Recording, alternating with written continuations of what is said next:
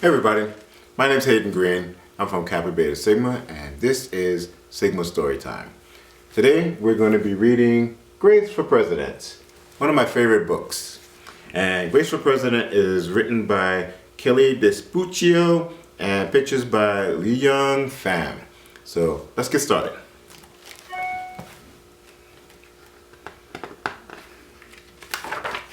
Grace for President.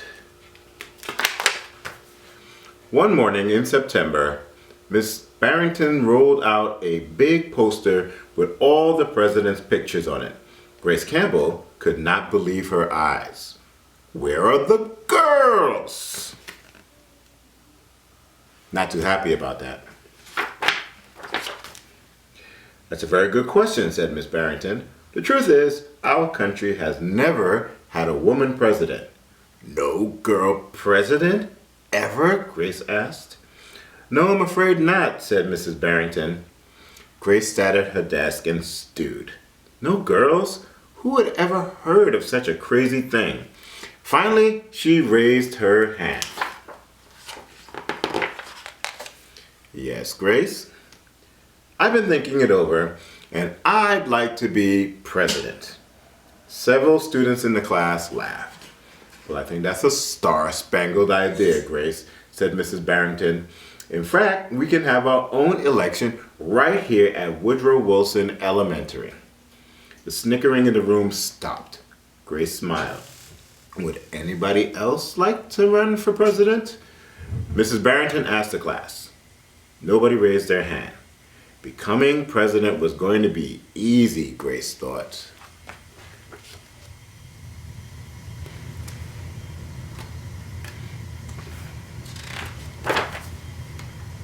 The next day, Mrs. Barrington made an announcement.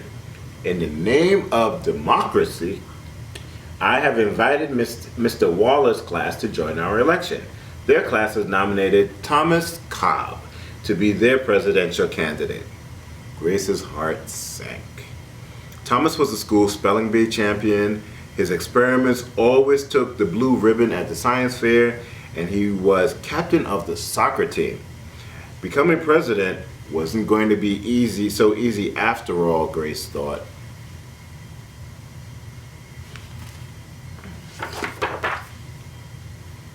The teachers put the names of all 50 states and the District of Columbia into a hat. Everyone except Grace and Thomas got to choose a state. I'm Texas, said Anthony. I'm New Hampshire, said Rose. I'm Michigan, said Robbie. What does the number 17 mean? Each state is assigned a number of electoral votes. That number is determined by how many people live in that state, said Mrs. Barrington. Each of you will be a representative for your state. Altogether, our country has 538 electoral votes, Mr. Waller explained. On election day, the candidate who receives 270 electoral votes or more wins the election. Why 270? Asked Rose. That's more than half of all the electoral votes, Mr. Waller said. Becoming president really wasn't going to be so easy, Grace thought.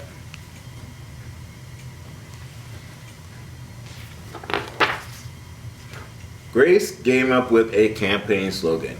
Make history! Vote Grace Campbell for president. Thomas came up with his own campaign slogan. Vote Thomas Cobb, the best man for the job. Grace listened to what issues were important to the students, and she made a list of campaign promises. A peaceful school, no bullies. A cleaner school, no littering. Better hot lunches, no more fish tacos. Thomas made up his own promises. Free tutoring, free soccer lessons, fish tacos every week. Grace made campaign posters and buttons.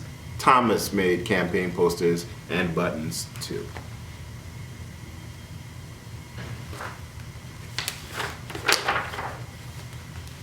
Each week, the teachers set aside time for the candidates to meet with their constituents. Polls were taken. Voters were making their choices. Pretty interesting. Grace continued to campaign. At recess, she gave speeches. During lunch, she handed out free cupcakes. And after school, she held rallies.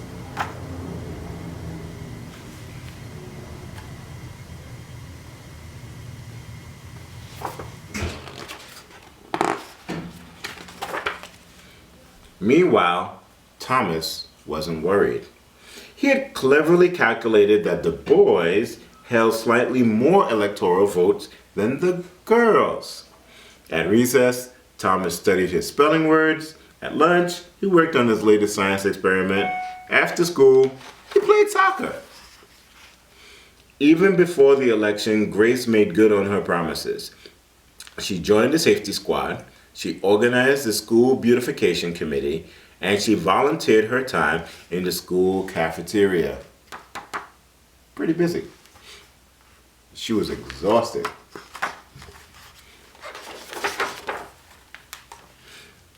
Early November, Woodrow Wilson Elementary hosted a special election day assembly. Grace and Thomas took their places on stage as the school band began to play. Henry was the first representative to approach the microphone. The Yellowhammer state of Alabama cast its 9 electoral votes for Thomas Cobb. Fletcher said, the last frontier state of Alaska cast its 3 electoral votes for the best man for the job, Thomas Cobb. Hannah called out, the Grand Canyon state of Arizona cast its 10 electoral votes for Grace Campbell. And so it went. State after state cast their electoral votes. The scoreboard in the gymnasium kept track of the totals.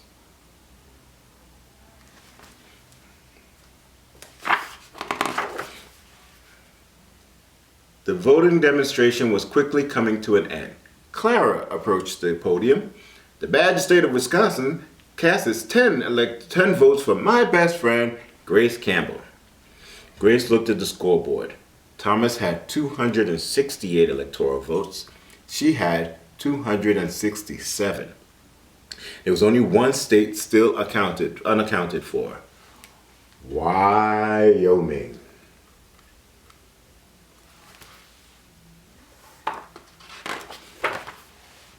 Thomas grinned. Grace felt sick. Sam walked up to the microphone. He looked at Thomas. He looked at Grace. He looked down at Grace's handmade flag. Sam didn't say a word. What are you waiting for? Thomas whispered. The band had stopped playing. All eyes were on Wisconsin. Wyoming. Finally, Sam cleared his throat. The equality state of Wyoming cast its 3 electoral votes for Grace Campbell. The gymnasium erupted into loud cheers and a few boos. Mrs. Barrington approached the podium. With 270 electoral votes, the winner is Grace Campbell. Thomas looked stunned. Grace hugged Sam. Why did you do it? She asked. Sam handed Grace his flag. Because, he said, I thought you were the best person for the job. The following week, the students at Mrs. Barrington's class were preparing for their career day presentations. Grace volunteered to go first. She stood in front of the room and glanced at the poster still hanging on the wall. My name is Grace Campbell, and when I grow up, I'm going to be President of the United States.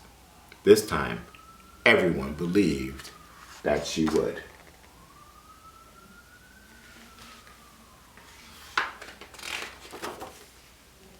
And she did. This has been Grace for President, one of my favorite books, and you can pick it up at any of your local libraries or get it on Amazon or wherever. Again, this has been Sigma Storytime. Thank you so much. We hope this is useful to you. Stay safe.